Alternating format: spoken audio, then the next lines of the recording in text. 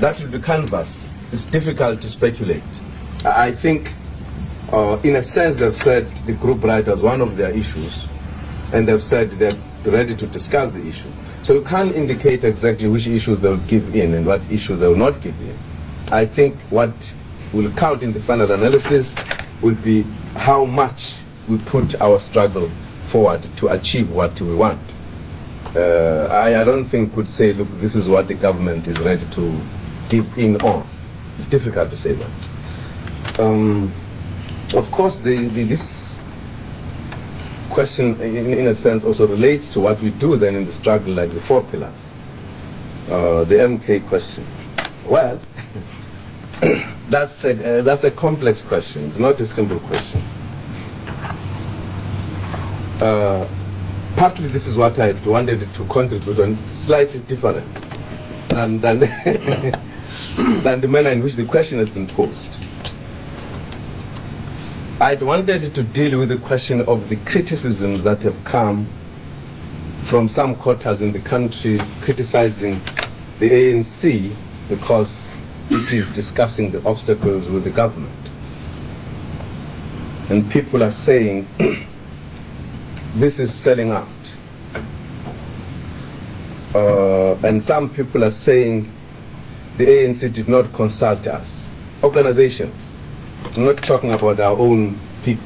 I'm talking about people who are not our own, who have never consulted with us or wanted to consult with us on any other issue. Certainly they see the need for us to consult them. Now, I think, comrades, this is an important area, and it will come back to the questions raised. An important area to look at, because at times people, and I've known of no liberation movement that has went into any discussions willingly. It is always regarded as some sellout of some kind. That's a general thing, and it's natural, and you can't blame anyone. I've had an occasion, I'm not among those who left early 60s, among those who left mid-70s. I didn't see many liberation movements in Africa, but at least I saw the Zimbabweans. And I had an occasion to look at them when they were going to Lancaster House. I was with them in Mozambique. They were literally taken and bundled into the plane to negotiate and to come out with a solution, whether they like it or not. There was a famous meeting where the presidents of the frontline states called 2 leaders of the Patriotic Front, Gorman and Mugabe. Somewhere outside Africa, there was a meeting of the non-aligned movement. And they called them and they said,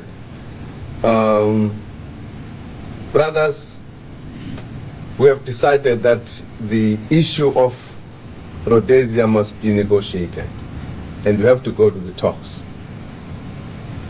And there were 3 presidents of the states in the region, and they said, if you don't want to go, then please don't fight from our countries. Pack your bags and fight from your own country, if you don't come back with the solution. And that president was speaking, and he looked to his colleagues and said, am I expressing our decision? The other one said, yes. And he looked at the second one, am I expressing our decision? The other one said, yes.